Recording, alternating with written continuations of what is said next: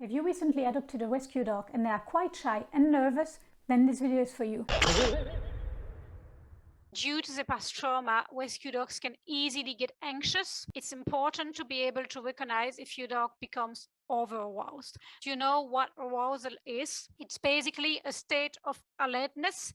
It's how responsive your dog is to events coming either from you or from the environment. The problem is that too much arousal negatively impacts the behavior and well-being of your dog, and it can take up to 3 days to completely level out. So it's very important to actually be able to reduce the over-arousal. You have to think of it as a bucket. Every time your dog faces a stressful situation, the bucket fills. And the more it gets closer to the top, the more your dog is getting closer to being over threshold or over aroused, as we call it. If your dog becomes over aroused, it's very important to bring the level of arousal down. So you should just basically try and keep them calm and avoid stressful situations for the next 3 days. For example, if your dog was stressed or had a bad encounter with a dog during a walk, you should try and avoid presenting them with strong stress for the next 3 days. It might mean actually not taking them outside for walks if there's a risk that they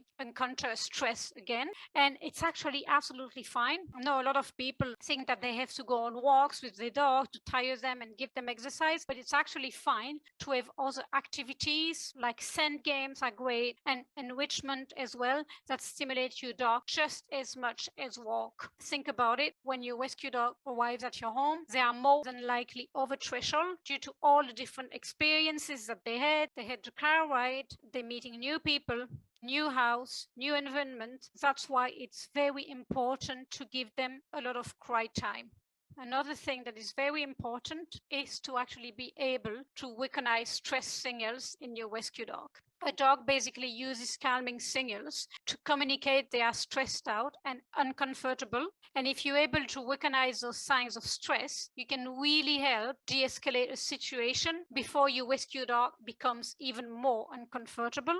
Dogs might escalate, and escalation can mean, in some cases, a bite if the stress signals are not heard. So it really is very important, and especially if you have kids interacting with your rescue dog at home, it's absolutely crucial to supervise, and ideally, if they are old enough, educate your kids to recognize those signs too. Some example of calming signals. You have the lip licking, where your dog lick his lip or his nose. You have the shake off. I'm sure you've seen that a lot.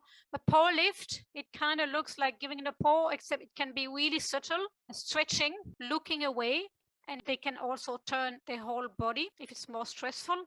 Pacing, sniffing. It can be a calming signal as well. Scratching, yawning, blinking, sneezing. Another one, wagging the tail. We hear a lot, the dog is wagging his tail, he's happy. Not all the time. It really depends how he's actually wagging it. If the tail is loose, pretty much probably is very happy. But if he's stiff or tense, no, he's probably not, and he's probably thinking of reacting to something.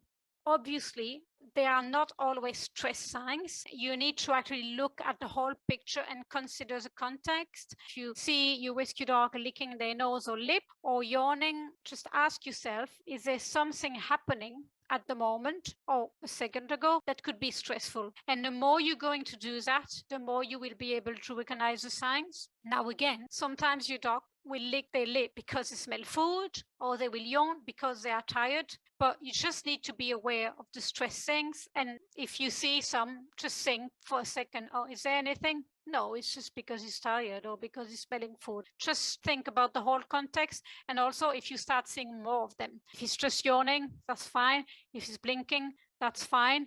But if he's blinking every 3 seconds, there might be something. It really depends on the frequency, and think about the whole picture, what is going on. I hope you enjoyed the content of this video, and if you need more help, rescue dogs are my tribe. That's why I really want to help you, and I offer 15-minute consultations to new rescue dog owners just like you. You can book yours. It's completely free. You just go to the link that is at the top of the screen right now, and I hope to talk to you soon. Bye.